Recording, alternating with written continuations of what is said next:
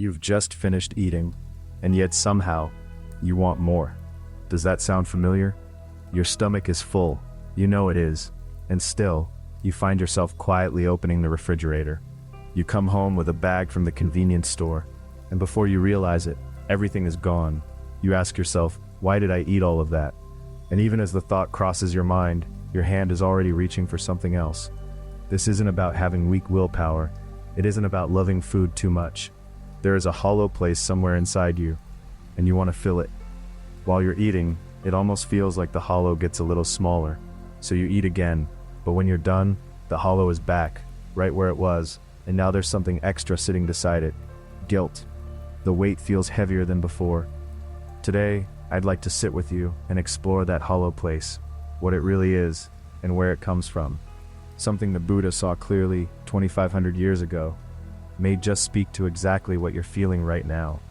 A monk once asked his teacher why he couldn't stop eating even when he was full, and the teacher simply handed him a cup and said, "Pour water into this cup until it overflows." The monk did so, confused. The teacher asked, "Did the cup hold more water because you poured faster?" We are not broken vessels. We are simply trying to fill something that was never meant to hold water in the first place. When we understand what we're truly reaching for in that moment before we open the refrigerator, when we can name the actual thirst beneath the hunger. Let me take you back to the time when the Buddha walked this earth. In a small kingdom in ancient India, there lived a king who was known for his extraordinary love of food. Every day, without fail, lavish meals were spread before him, dish after dish, course after course. His attendants quietly noted his mood by how he ate. When he feasted with gusto, they breathed a sigh of relief. The dining table had become the pulse of the entire court. And yet, despite all of this abundance, there was something dim about the king's eyes. He would laugh during the meal, but the moment it ended, he would fall silent. His belly was never empty, and still there was an unmistakable hollowness in his gaze. One day, the king went to visit the Buddha. He arrived shortly after a meal, his breath still heavy, his stomach visibly full. The Buddha welcomed him with calm, gentle eyes and asked simply, "Tell me, are you satisfied?" The king paused. Then with surprising honesty he answered, "No. While I am eating, I feel something close to happiness. But the moment I finish, I feel as though something is still missing, and I want to eat again. I've repeated this so many times that I no longer know what it is I am truly looking for." The Buddha did not scold him. He did not offer pity. He simply said quietly, "You are not only eating food, you are eating in search of something else, trying to fill something else entirely." The king did not understand right away, but the Buddha continued.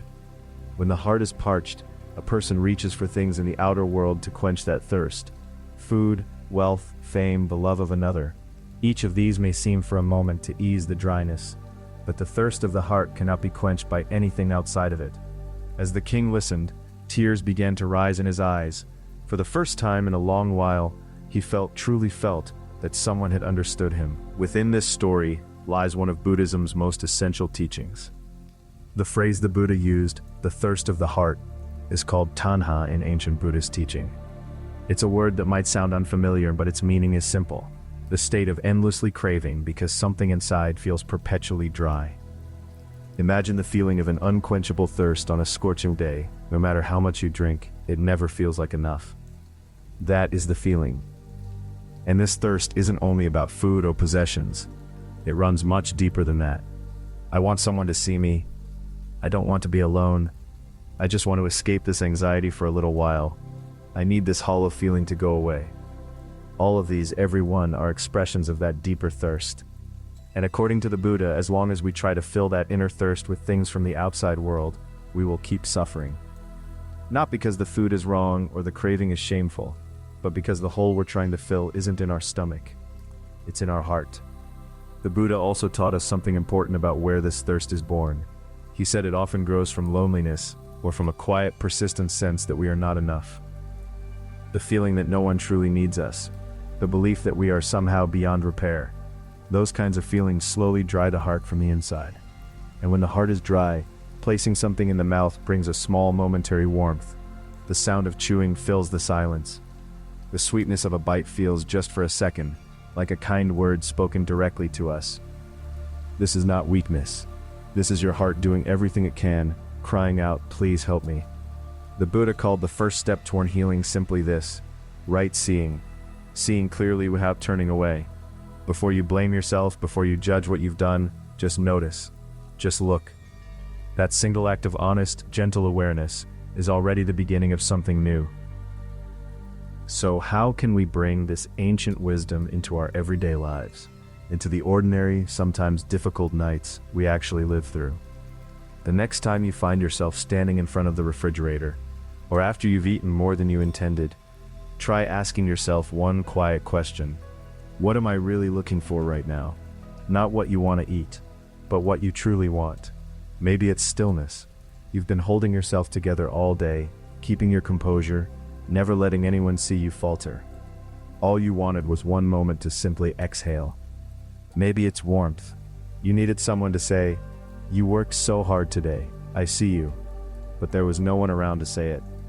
Maybe it's just the need to feel real, to feel that you're here, that you exist. When everything feels numb, the act of eating is at least something you can feel. None of these longings are wrong.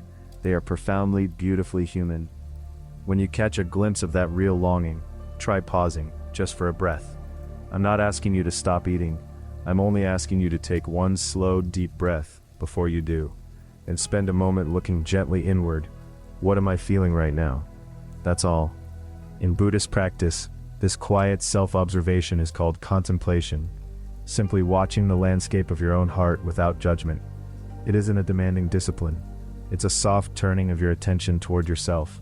And slowly, gradually, that gentle looking helps you begin to understand the shape and source of your thirst. And if you can, try offering your heart something a little different. A warm cup of tea, sipped slowly. The window open to let in the cool night air. One honest sentence written in a notebook. A song played softly in a quiet room. None of these will transform your life overnight, but your heart doesn't need transformation tonight. It only needs to feel that someone is paying attention, and that someone can be you. Please also consider letting go of the guilt. The more harshly you judge yourself for eating too much, the drier your heart becomes, and the thirstier. Instead, try simply thinking, "I ate more than I meant to. My heart must have been very tired today."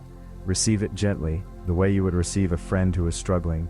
You don't need to put yourself on trial. Before we part tonight, let me leave you with just one thing. The nights when eating doesn't fill you, those nights are not proof that something is wrong with you. They are proof that your heart is reaching for something. Reaching and asking to be heard. Please don't ignore that voice. The next time you stand at the refrigerator, try pausing for just a moment. Look inward. If you catch even a small glimpse of what's there, that is your true thirst, and it matters. The Buddha said it plainly, awareness is where everything begins. The person who can look gently at their own heart, really look without flinching, is already changing. Slowly, quietly but surely. Please close this day with care. The fact that you are here, that you listened, that you stayed, I am genuinely grateful for that. Take good care of yourself tonight. A student once came to me after sitting in silence for weeks, tears streaming down her face, and said, "I finally heard it, the loneliness I've been feeding instead of feeling." She had simply stopped and listened. Within months, not because she had forced anything, but because she had turned toward that voice instead of away from it, her whole life began to settle into a quieter kind of peace. This is what becomes possible when we have the courage to meet ourselves as we are.